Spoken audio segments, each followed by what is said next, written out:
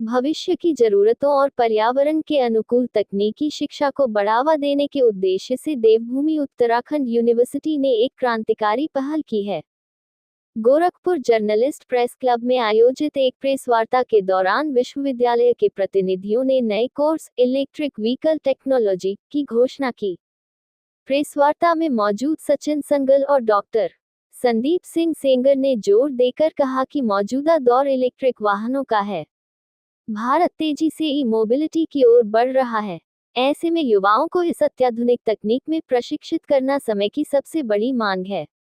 उन्होंने बताया कि इसी आवश्यकता को देखते हुए विशेषज्ञों की टीम ने एक विशेष और व्यापक सिलेबस तैयार किया है, जो छात्रों को उद्योग की चुनौतियों के लिए तैयार करेगा।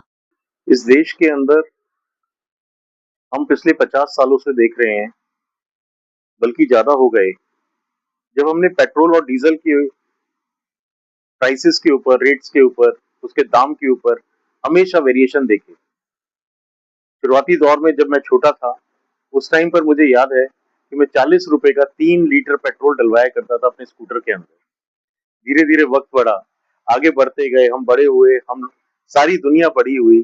आज देखें आप, 100 रुपए से ज्यादा लीटर एक पेट्रोल की कीमत हो गई है, जो आज एक कॉमन मैन के लिए, उसकी जेब के लिए बहुत बड़ा खतरा पैदा होता जा रहा है।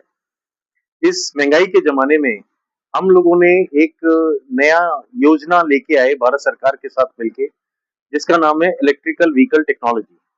आज से 2017 के अंदर भारत के अंदर इलेक्ट्रिकल व्हीकल टेक्नोलॉजी आ चुकी थी।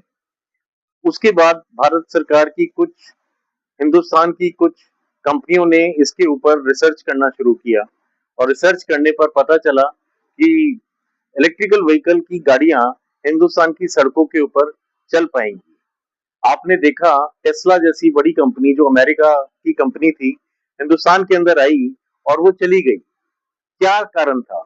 उसका कारण ये था कि टेस्ला की जो टैक्स था हिंदुस्तान के अंदर, वो ज्यादा था, और इसीलिए हिंदुस्तान की गाड़ियों के लिए, जैसे टाटा की गाड़ियां हो गई, महिंद्रा की गाड़ियां हो गई, यही दो बड़ी कंपनियां हैं जो हिंदुस्तान के अंदर अपनी कंपनी है।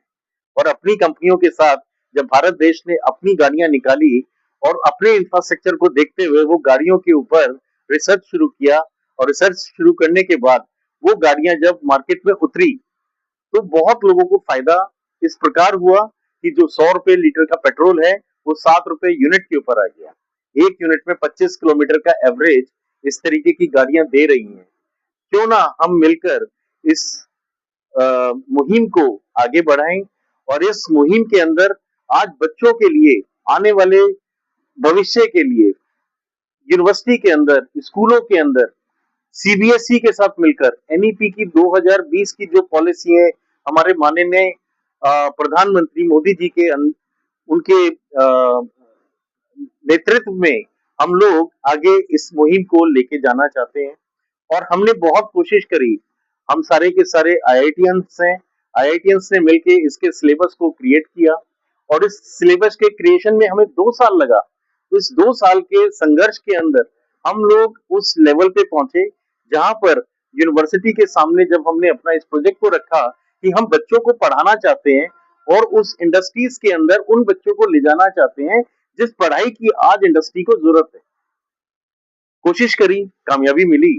आज देवभूमि उत्तराखंड यूनिवर्सिटी भारत की एक अच्छी यूनिवर्सिटियों में नाम आता है, और उस यूनिवर्सिटी के साथ जब हम लोगों ने टाई अप किया, हमने कहा कि हम बच्चे लाने की जिम्मेदारी हमारी है, क्योंकि आज की डेट में हर 40% वाला बच्चा, 42% वाला बच्चा, सब यूनिवर्सिटी में सबको एडमिशन मिल रहा है।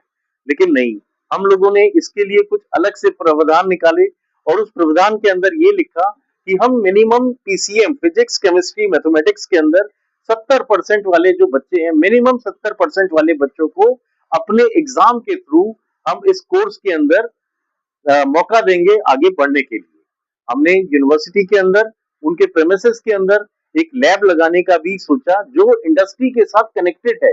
इंडस्ट्री के टेक्नीशियंस उस लैब के अंदर हमारे बच्चों को पढ़ाएंगे, ताकि उनकी इंडस्ट्री के अंदर उस लैब के द्वारा उन बच्चों को आगे बढ़ने का मौका मिल सके। क्या नाम है? BTech in electrical vehicle technology. क्या नाम पड़ेगा आपका? मेरा नाम सचिन संगल।